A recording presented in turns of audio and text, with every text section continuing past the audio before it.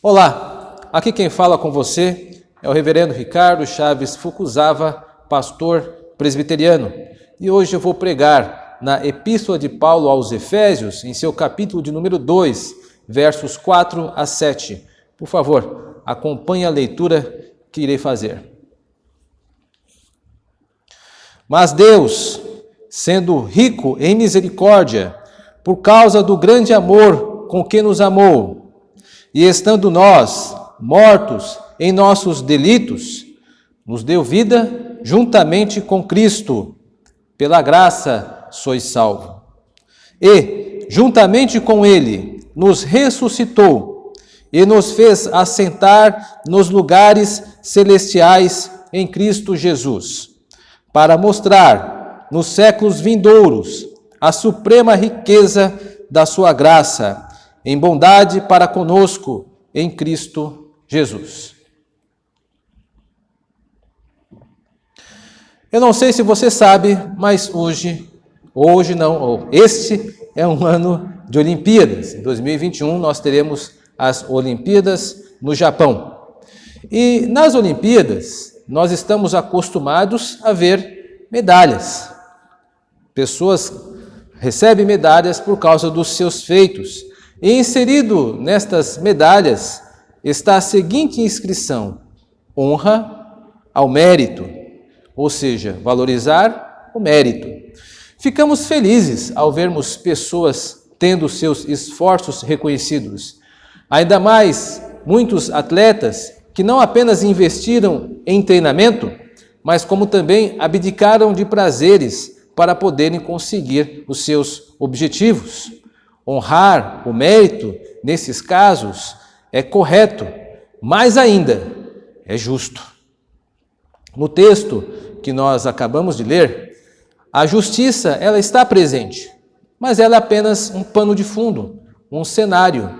Dois assuntos que ocorrem no texto que eu acabei de ler vão ganhar destaque e é importante para que nós entendamos a vida cristã. São eles graça e salvação. O que é graça? O que é salvação? Hoje nós vamos tentar entender um pouco sobre esses dois assuntos através do texto que nós lemos. Começamos com a primeira pergunta: o que é graça? Vamos ler novamente o texto, o verso 4 ao 5. Diz assim: mas Deus, sendo rico em misericórdia, por causa do grande amor com que nos amou, e estando nós mortos em nossos delitos, nos deu vida juntamente com Cristo. Pela graça sois salvos. Algumas pessoas, quando vão responder a esta pergunta, o que é graça, geralmente se saem com a seguinte resposta: graça é favor imerecido. Então, logo em seguida, eu pergunto: favor imerecido de quem? De Zeus? Do panteão romano? Da sorte? Da fortuna? Do acaso? Não. Favor imerecido é uma resposta incompleta. O texto, quando fala-nos de graça, ele associa a uma pessoa, a Deus, a um Deus pessoal. E não qualquer Deus pessoal, mas o Deus criador e mantenedor da criação. Portanto, uma resposta completa não pode ficar só no favor imerecido, mas antes é o favor imerecido concedido por Deus, dom dado por Deus. E como Deus é descrito nesse texto? Deus é descrito nesse texto como um Deus de amor. Vemos no texto que Deus, ele possui um grande amor. E este amor, ele é um amor ativo. Deus mobiliza as suas paixões internas. Perceba que o texto inicia-se dizendo acerca do amor de Deus, mas fala das suas misericórdias, que Deus é rico em misericórdia, e a evidência disso é o seu amor. A misericórdia é uma causa do seu amor.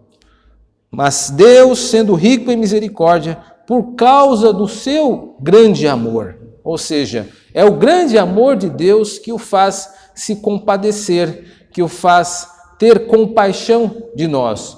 Deus, ele ama e o seu amor mobiliza as suas afeições, os seus sentimentos a nosso favor. Portanto, o amor de Deus é descrito nesse texto não como um amor passivo, alguns dirão platônico, distante, mas um amor que se comove, que se importa, que se desloca internamente em favor do homem.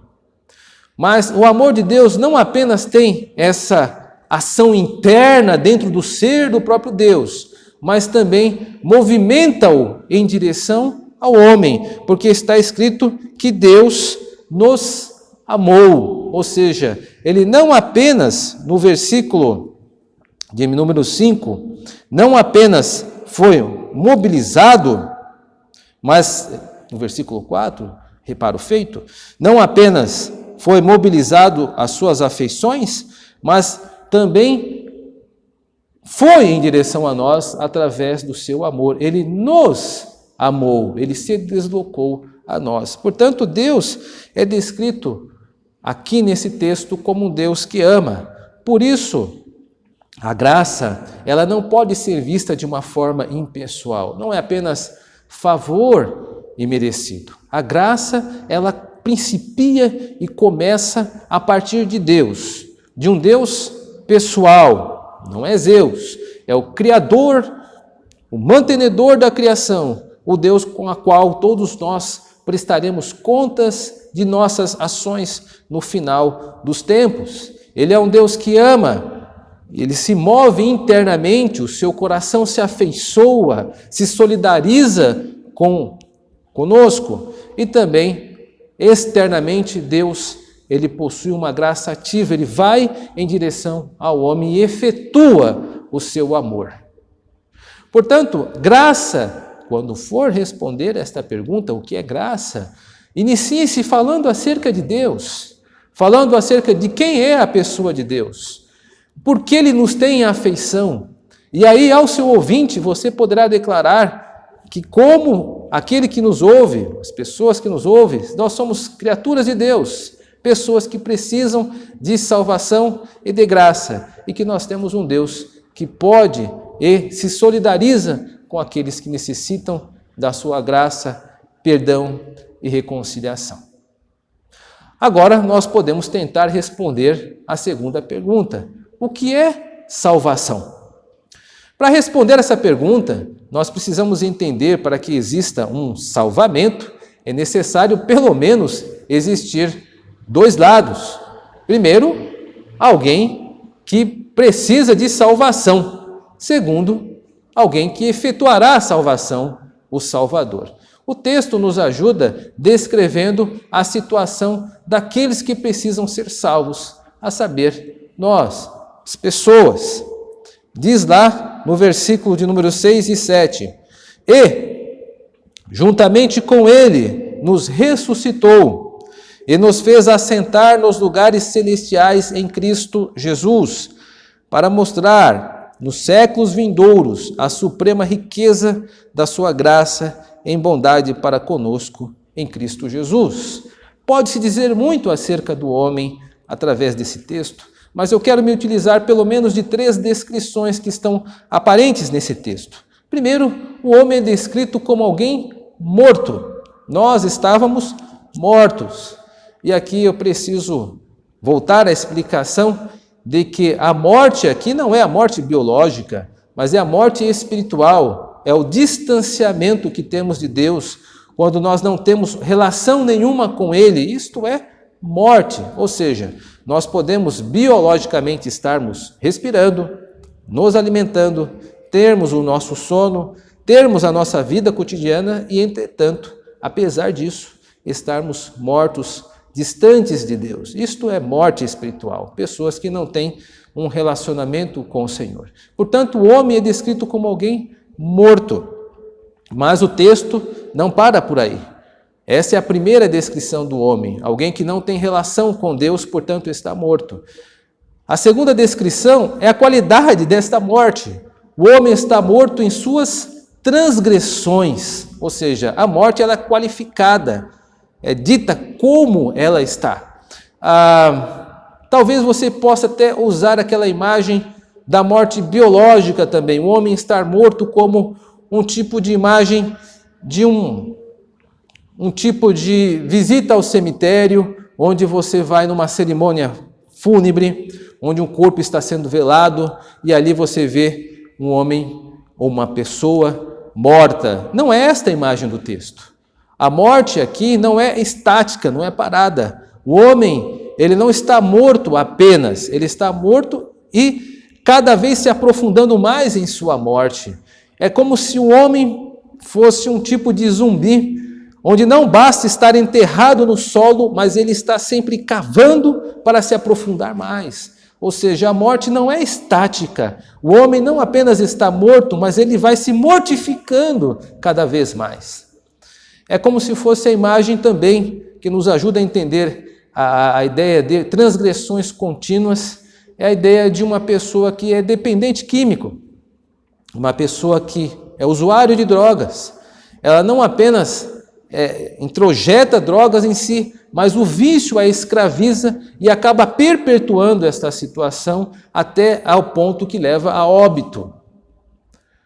Portanto, essas transgressões é uma maneira de descrever que o homem não apenas está distante de Deus, mas ele também, enquanto estiver fôlego de vida, ele irá aprofundar esse distanciamento. E há uma terceira descrição que também não pode nos escapar, quando diz que Deus nos salvou. Ou seja, o homem, ele não pode salvar-se a si mesmo. É importante que isso seja repetido. O homem não pode salvar-se a si mesmo. O homem não pode se auto-ressuscitar. Não existe auto-ressurreição. O homem não pode aplicar sobre si salvamento algum. O homem precisa de um Salvador. Este conceito é importante porque há quem diga que as pessoas elas podem fazer um sinal para Deus, acenar para Jesus, dar uma chance a Jesus. Isto não é verdade. O homem é incapaz de fazer qualquer sinalização que esboce a ideia de poder contribuir para a sua salvação. O homem, a mulher, sem Deus, necessita de um Salvador. É nisto que reside aqui o grande amor de Deus que eu falei alguns instantes atrás, onde Deus nos amou, porque nós não poderíamos efetuar salvação por nós mesmos, estávamos mortos. Não apenas uma morte passiva, mas uma morte ativa, com transgressões e também incapazes de aplicar qualquer tipo de bem em nós. Precisávamos de um Salvador. E aí que entramos na segunda parte. Deus também apresenta para nós um Salvador nesse texto. E este Salvador é nada mais, nada menos que Jesus Cristo. Deus nos salva juntamente em Cristo. Ou seja, a nossa salvação ela é derivada do nosso Senhor Jesus Cristo. Nós não somos salvos de uma maneira independente. Nós estamos associados a Cristo, nós somos pactuados com o nosso Senhor. Ele é o nosso cabeça e nós somos os seus membros. Nós somos salvos juntamente com Cristo. Nós estávamos mortos em delitos e pecados, como nos lembra o capítulo 2, verso 1. Mas Cristo não apenas assume a dívida que nós tínhamos com a justiça, mas também a salda. Eu disse que a justiça é um pano de fundo, é um mobiliário para entendermos o que está acontecendo nesta dinâmica da salvação. Deus não é injusto ao mandar que o homem ele vá para o inferno, porque está escrito em Ezequiel, capítulo 18, verso 4, a alma que pecar, esta morrerá. O homem pecou, ele precisa morrer, isto é justo. Mas Deus, por causa do grande amor com que nos amou, em Cristo Jesus, ele assume uma dívida justa. Essa dívida é reconhecida, essa dívida não é eliminada, não é colocada por baixo do tapete, essa dívida é assumida por ele mesmo, por Deus, e elimina esta dívida com preço de sangue, o sangue do Cordeiro de Deus. Por meio de Cristo, Deus não apenas nos salva, mas nos livra também de uma escravidão. O texto nos diz que nós somos colocados, assentados em Cristo nos lugares celestiais, ou seja, nós somos partícipes de uma realidade que ainda não foi inaugurada por nós que estamos na terra, mas que a igreja já goza, ou seja, aqueles que morrem aqui, eles vão automaticamente para Cristo e permanecem com o Senhor até a segunda vinda. Foi isso que Paulo diz aos Filipenses, quando dizia que, olha, eu estou dividido, porque de um lado eu quero ficar para ajudar, de outro eu quero partir, porque estar em Cristo é muito melhor. Ou seja, a partir do momento em que nós deixarmos essa terra, nós iremos automaticamente estar com Cristo. Ou seja, quanto igreja, nós somos igreja militante, que estamos militando aqui, e ao mesmo tempo nós somos uma igreja triunfante, que já está em Cristo nos lugares celestiais. Nós fazemos parte de um corpo que transpassa, atravessa essa realidade. É isso que o apóstolo Paulo está dizendo nesse texto. Mas o que é maravilhoso nesse texto é a condição que nós estávamos, porque nós éramos descritos como escravos do pecado, do príncipe deste século e também da própria carne, fazendo a vontade dos pensamentos. Mas agora nós somos exaltados e colocados em Cristo como igreja nos lugares celestiais. Ou seja, Deus não apenas nos salvou, como se isto fosse pouco, mas Deus também nos exaltou em Jesus Cristo, nos tirou de uma situação de profunda escravidão e nos colocou já assentados, triunfantes em Cristo Jesus, apenas aguardando quando o Senhor há de nos convocar para estarmos com Ele. Portanto, meus irmãos e irmãs, com estas poucas palavras, nós aqui tentamos expressar o que é graça e o que é salvação. Como eu disse no início, as Olimpíadas vêm aí, e que venham. Gosto de assistir e tenho prazer em assistir às Olimpíadas. Me alegro quando o mérito é honrado, pessoas são honradas, e isto é justo. Mas mais me alegra a realidade em Cristo Jesus, porque a graça acaba excedendo a justiça.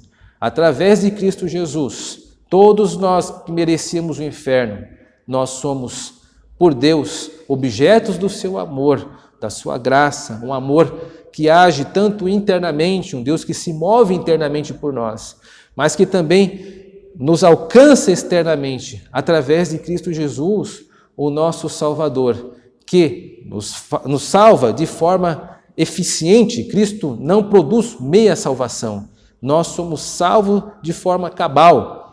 Nós não somos mais salvos do que ontem, ou seremos menos amanhã, se Deus nos dar fôlego de vida. Nós somos salvos pelos méritos de Cristo de uma forma cabal. Portanto, ainda que a justiça seja celebrada como deve ser nas Olimpíadas, nós, como igreja, nos alegramos mais na graça que excede toda a justiça em Cristo Jesus. Que Deus possa muito nos abençoar.